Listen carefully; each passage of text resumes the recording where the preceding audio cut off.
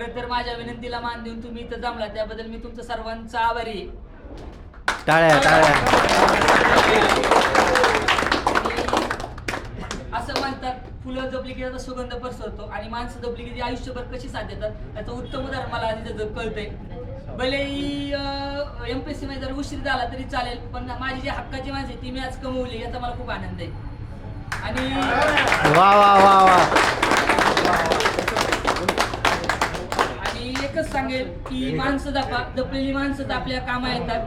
पैसा संपत्ती काय आपण कमवतच असतो, पैसा काय आज ना उद्या आहे, पण माणसं अशी कमवती खरं तुमच्या मागे उभी राहते, तुमच्या पाठीची उभी राहते. आणि जेव्हा माणूस खूप सुखात असतो आणि जेव्हा माणूस खूप दुःखात असतो तेव्हा त्याला आपली माणसं कोण हे कळतात. आणि असे प्रसंग प्रत्येकाच्या आयुष्यात तेव्हा की जेव्हा खूप सुख येतं तेव्हा कळतं की नक्की आपली माणसं कोण आहे आणि लांबची कोण आहे.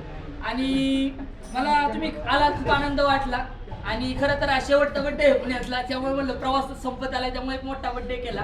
कोरोनामध्ये पार्टी पाहिजे, एक मोठी पार्टीचं नियोजन केलंय.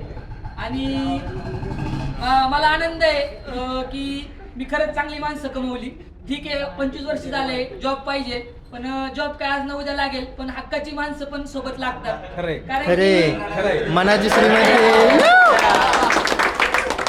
कारण की ती मनाची श्रीमंती तीच खरं श्रीमंती असते. पैसा आणि अशी खूप लोक आहे की IT मध्ये जाऊन पगार आहे, पण जेव्हा दुःख येतं तेव्हा खरंच माणसं लागतात.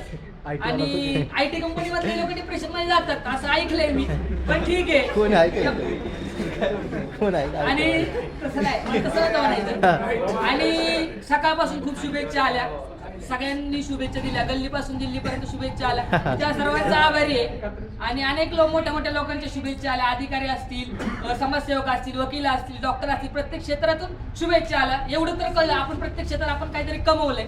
ठीक आहे आज जॉब नाही, जॉब आज ना उद्या लागल, पण ही कमवलेली माणसं नक्कीच वेळोवेळी आपल्या उपयोगी येतात. ही मोठी श्रीमंती आहे. आणि मी एवढंच सांगतो, मला बोलायला खूप लागतं त्यामुळे मी आता आवर्त घेतो, पण चांगली मित्र कमवा.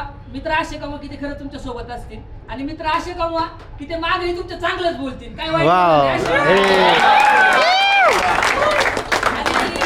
आज वाईट बोलायचं नाही, पण एक सांगतो, लोक बदनामी करतात, लोकांना बदनामी करू दे, पण मार्केटमध्ये आपणही चांगलं पेरले त्यामुळे मार्केटमध्ये जेव्हा आपली बदनामी होते, जेव्हा ज्यांच्या पुढे बदनामी तेव्हा तो माणूस तसा नाही, हेच आपलं खरं पेरलेलं सोन आहे. आणि शेतकऱ्याचा मी मुलगा आहे, शेतकऱ्याचा मुलगा आहे, चांगली माणसं पेरलेत आणि ती चांगली माणसं येणाऱ्या काळात नक्कीच तुम्हाला कळेल. आता छोटा कार्यक्रम आहे, पण पुढल्या वर्षभरात मी तुम्हाला नक्कीच गुलाल उधवायची संधी देईन, एवढं मात्र ठासून सांगतो.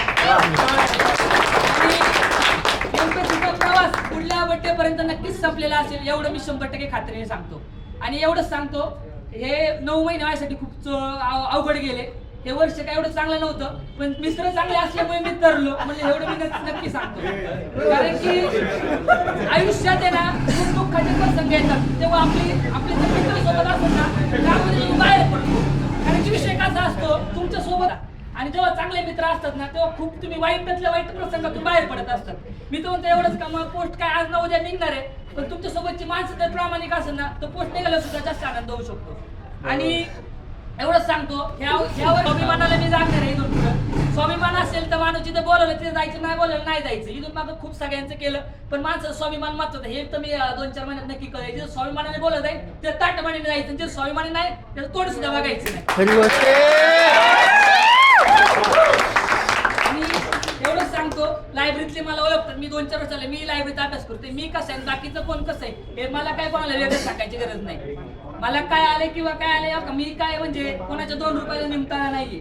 आणि पैशाचा मास कुणीच करू नये. पैसा काय आज न उद्या प्रत्येकाला येणार आहे. प्रत्येक जण घरी आपली अर्धी भाकर सुखाने खातो.